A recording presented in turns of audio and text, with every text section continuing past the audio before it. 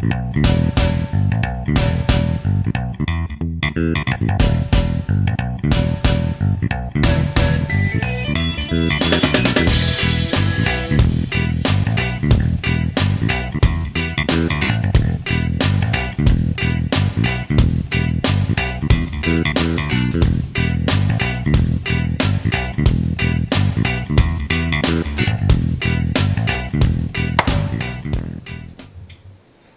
everybody, and welcome to another exciting episode of the Indie Spotlight Network.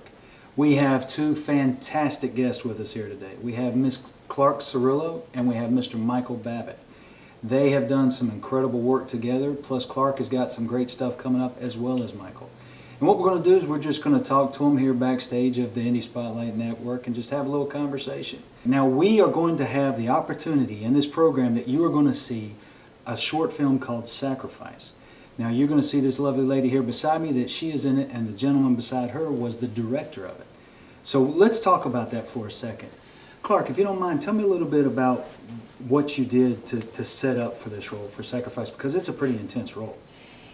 It is. I play Terry, and when you see the film you'll realize that it is a very involved role where she has to I don't want to spoil it, but she has to come and make some decisions and get to some places inside her own head. So to prepare for those kind of roles is pretty involved, and it can be very difficult. When you have a great director, it makes it a lot easier, and just to kind of go through the journey together. But it can be tough, different characters call for different types of preparation. So this one I had to kind of be quiet and get to where I needed to be, but it's a great story, and it's a great short. I can't wait for everyone to see it.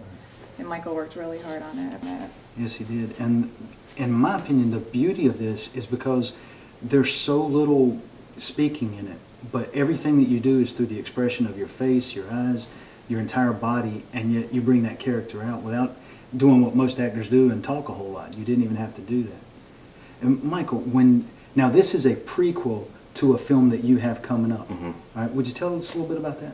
Well, we're doing a series of these featurettes, Sacrifice being one of them, that are essentially prequels to a feature film called The Endless Whispers that we're hoping to shoot sometime within the next year. And so it's the Endless Whispers is very much an ensemble piece, and there's roughly 6 to 10 primary characters, and we're doing featurettes on each one of them that actually occur 3 years before the events in the film take place. It's at a moment in the history of the film that's extremely important to all of them, but they're all over the country. So they're in different places. Like Terry's, I think, from Connecticut. Is that the one you're working on now? No, well, one of the ones we're working on now. Oh, you mean the feature or the? You're still working on the feature takes place in North Carolina. Okay. And the characters have come over the 3-year period. They've all ended up in this North Carolina area. But 3 years ago, everything started. It's an end of the world story. It is not a zombie film. And we have one short that's coming up that's going to pretty much put the nail in the coffin. A lot of people think it's a zombie film because there are some elements that kind of ring like that. Mm-hmm. But one of the featurettes that we've just filmed that's getting ready to come out in a couple weeks is going to put the nail in the coffin to people thinking, okay, yeah, these are definitely not zombies. That's great. That's great. All right, so Michael, how many vignettes of have been made for this? There could possibly be 10 in total. Oh, wow. Yeah. And now each of these are going to be different characters, prequels leading up to the main character? Mm-hmm. Anything you want to give away as far as the feature itself? It's an end-of-the-world story, unlike probably any that you've seen before. And, it's pitting 10 people inside of a building having to deal with circumstances that most human beings would never have to face, and what happens to humanity when you get in a situation like that. So if you like H.P. Lovecraft, if you like the author, right? Yeah, the author. If you like horror stories from the horror films from like the 60s and 70s and 80s, it's not going to be high on the gore end because it's not that kind of film. Mm-hmm. It's a lot of psychological terror. If you like, Alien, Jaws, Rosemary's Baby, The Shining, movies like that. Right. then this will probably be So a kind of reality. like more of the psychological type thriller where Yeah. the bad stuff happens in your head. Well, yeah, it's not just in your head, but bad stuff happens in your head and to each other. Right. Yeah, I understand. Now, Clark, you've got some other stuff coming up too, as well, right? You've got a pretty big thing. Right now, I will have a movie coming out in theaters sometime this year. Stephen King's Cell. It was my first kind of supporting role that I had, and that movie stars John Cusack and Samuel L. Jackson. So I'm really excited about that, and that's something that Well, tell me who you play. I've been anticipating. I play Sharon Riddle, who is John Cusack's wife.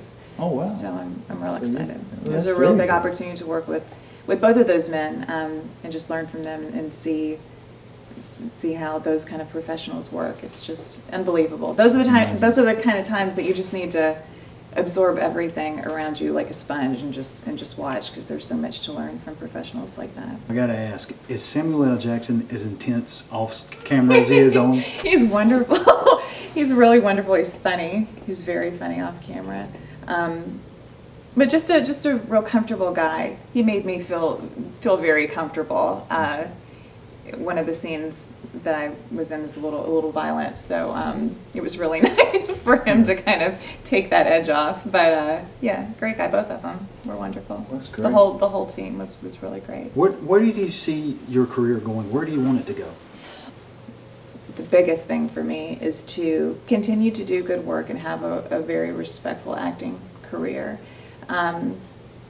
All of the like like the wanting to get famous and all that kind of stuff. If that's why you're in the business, a lot of times that's actually all the time. That's the biggest mistake you can possibly make, because the handful of people that do become, movie stars and rich and famous, that's just a drop in the bucket, and that's not the goal. The goal is to have a good working career where you put out good work and you're a professional and you're respected, and that is what I work towards every single day. So I gotta ask this then. So if that's what you're working towards every day, then what are some of the tricks and the secrets that you do that maybe somebody new coming into the business could do as well?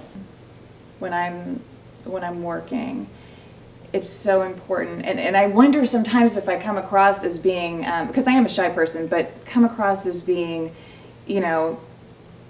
a little hard or maybe mean or something. But when I'm on a set, I'm listening to everything. When the director says cut, I don't start checking my phone or talking to my buddy next to me. I'm trying to see what the next move is going to be, and paying attention, because it's not abandoning your character, because you still have to pay attention to what your job is, which is that. But I always feel like the biggest mistake you can make is not being aware of your surroundings and then go give a great performance, and because of a stupid technical issue that you missed because you were not paying attention. When you audition, pay attention to those notes, and you just have so much more to learn, and just always be hungry to listen to the people that are in the know, that are around you. How do you look for your actors? I look for them in I'm always on the lookout. I look for them in any avenue. The past couple of years, I've been using primarily this service online called 800 Casting. There are other online services. This is just the one that I did. Whenever I do find a pool of actors, is I look for the ones that not only do I know have talent, which is usually answered pretty quickly in an audition. I usually can know, seeing some of their work and watching them do either a video audition or I can tell whether or not they have talent, which is, yes, definitely very important. But the biggest step for me is knowing whether or not we're going to be able to work together to create something that I have a vision for, you have a vision for. Together, we're going to create something better than that. And in the end, if I direct a film with actors and stuff like that, and I see exactly what I originally had in my head on the film, something failed. Because I didn't either allow them to bring their creativity to it. And so I want to know that I'm going to have an actor that's going to, so for me, the process is about, I find the actors, which is through the 800 Casting right now, and other places. I mean, I'll be at a restaurant and go, oh my gosh, I love the way that person is talking to them. And then they think I'm casting for a porn film.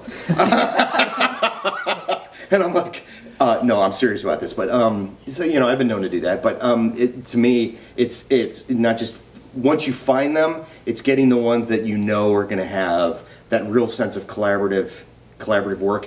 And understand that they're going to have to come with a bared soul, because actors have to truly, actors with a lot of masks up are a lot harder to work with. If you get an actor that can really like let that down and come with the ideas you give and then the ideas they have, and then you can create something truly unique, which, I mean, Sacrifice is a great example of that. I would have to agree. My ideas of who Terry were are completely different from what it is on film, and that was because of what Clark brought to it. How would you prepare to get ready for something like that? You have to really, really, really dig deep and use your imagination and just in all of your bag of tricks, bring out everything that you can to tie up the loose ends. Like, it's a very emotional, hard, situation that Terry was in, extremely. So I just had to really, really, really focus and really make sure that I was where I needed to be and that I wasn't letting anything distract me. And that's exactly what I did. And then I was able to do what I needed to do. There's so many distractions when you're on a set. When you watch a film, it looks like one person is in, or a couple people are in this room, but you're surrounded by equipment and people and noise, and it becomes just it's like a trained muscle to be able to block all of that out and still do your job. But it's not easy. Now, Clark, the question I want to ask you this is, how do you find roles? The most important thing that you can do is have good representation, because that's who finds the roles for you. That's who finds the parts that are appropriate for you to audition for.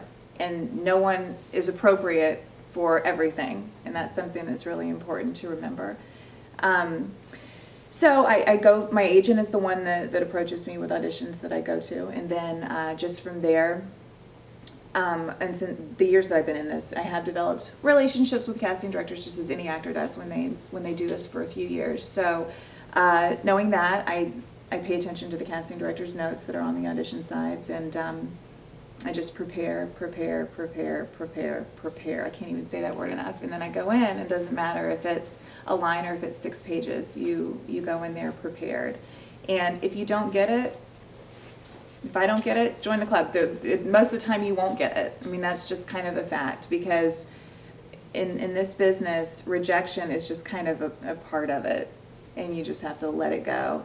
But when you do, get the call back, or you get the director's session, you get that much closer, you still have to remember, like, yes, you might book it, but even if you don't book it, you're putting out good work. Every audition you do is an opportunity to show that you are a professional, that you're talented, and that you're worth being called in again. So I don't get a ton of stuff. I'm proud of what I do get, but I'm always working on that next, opportunity. Okay, now you mentioned the agent that you have. Yes. And there's the acting side of being an actor, but there's also the business side of being an actor. Absolutely. How do you run the business side of you being an actor? The biggest thing that you can do, especially once you get a right fit for an agent, which I'm very lucky to have, is you make sure that they have all of the materials that they need from you, because that's your responsibility. The actual definition of an agent is to get you in the doors and to negotiate your contracts and your rates and things like that. So those are their main 2 job definitions. Yes, they can be your best friend, they can be wonderful people, but everything else you're responsible for.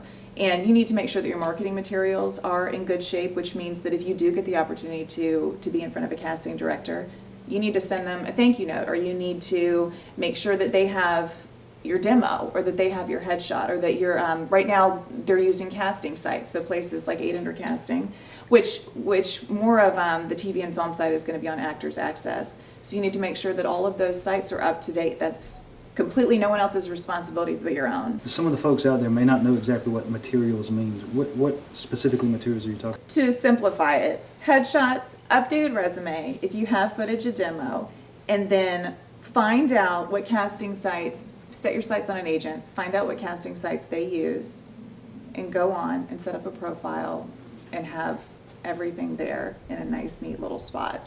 I can give you a perfect example of this. When we did The Endless Whispers, and we're casting the feature film, I had over 3,000 submissions. And there was no way I was going to be able to go through it. Normally, I look at every single one, look at their, resumes and stuff like that. But when it got to be that many, there was no way that I could do that. So I had to start setting some criteria. And the first criteria I did was I decided if they don't have a headshot and a resume, I'm not even looking at them.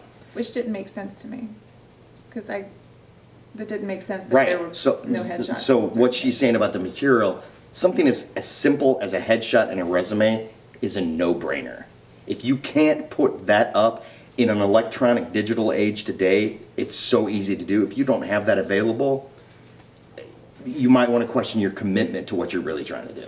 Well, and at the same time, though, when you're first starting out, you may not have those materials yet. You may not know that that's what people are looking for. So that's perfectly fine, too. That's why it's so important to listen and to learn all the time, because you don't know everything when you get into this business, and everyone's telling you, other actors, peer actors are telling you things, and it just gets so cluttered. So just to simplify it, if anyone that's watching, may not have known before, they still may have wonderful potential and great talent, and so maybe if they do just a couple of little changes, it might really catapult them forward, and that's what's important.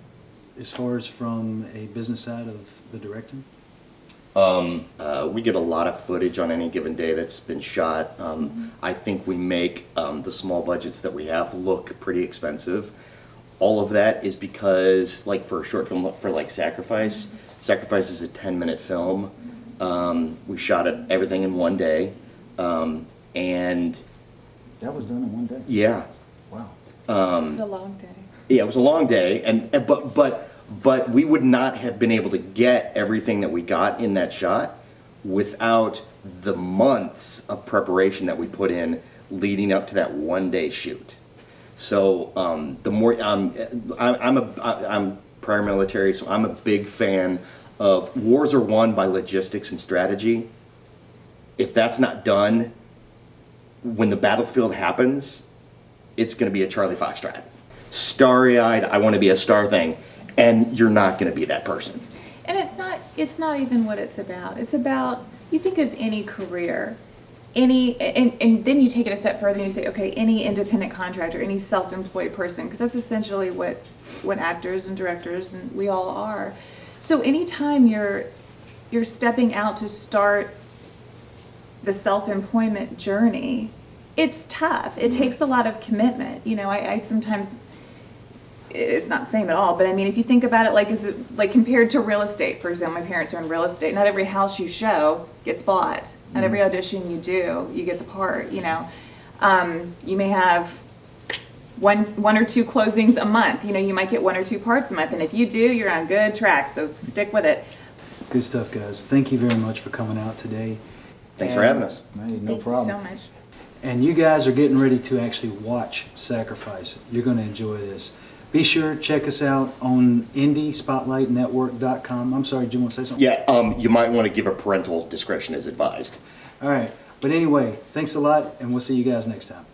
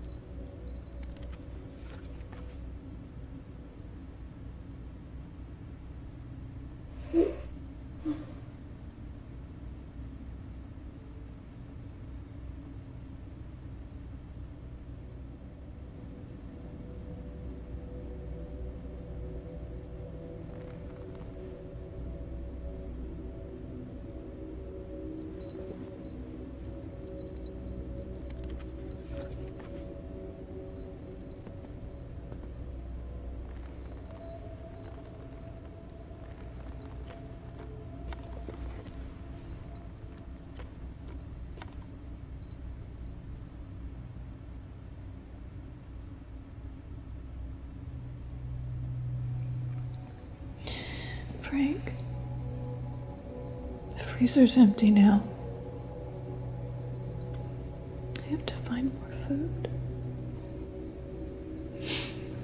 I need to go outside. And I'm really scared.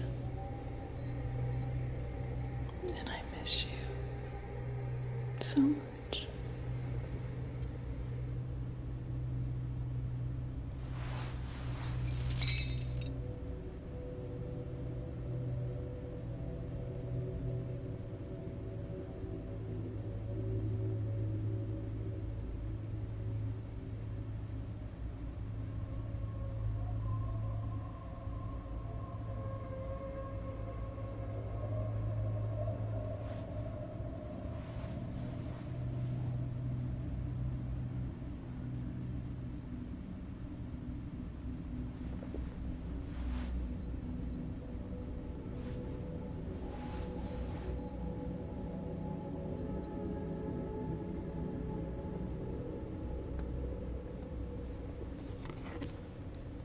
Your sweetheart. I think you'll like this one.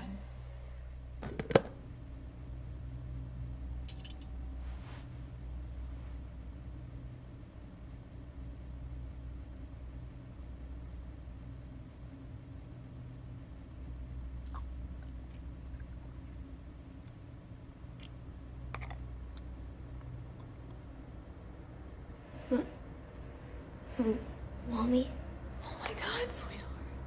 You can speak? Yeti, surrender, go whole. Mommy, Please, no. Shh. Shh, don't do that. Sheila, Don't do that. Ra'al, Riziki, Shakshila, Vru Yazil, Gra'al, Riziki, go whole. Shakshila, Vru Yazil, Gra'al, Riziki, Shakshila, Vru